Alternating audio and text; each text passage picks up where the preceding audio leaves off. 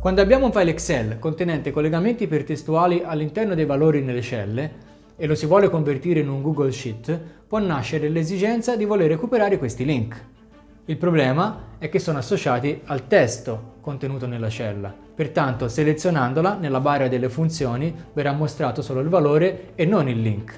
Ecco quindi la prima pillola di AppScript che ti mostro: estrarre il collegamento ipertestuale da un testo con link in una cella. Poniamo di avere all'interno delle celle di un foglio di Google alcuni valori ai quali sono assegnati collegamenti ipertestuali. Come anticipato, selezionando la cella, nella barra della formula viene visualizzato il valore visibile e non il relativo link associato. È possibile ottenere quell'informazione con uno script. In questo video presento due soluzioni, poiché la seconda, molto più immediata e integrata, è diventata possibile a seguito di un aggiornamento avvenuto a giugno 2020. La prima soluzione, tuttavia, è ancora funzionante, sicuramente più laboriosa, ma alla fine si tratta di utilizzarla così com'è, cambiando solo l'ID del foglio dal quale recuperare il link ed il range di interesse.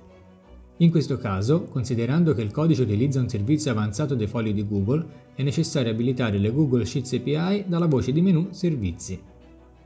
Avviando la funzione e dopo aver fornito le autorizzazioni richieste dallo script, il risultato che in questo caso verrà mostrato nel log contiene quanto desiderato.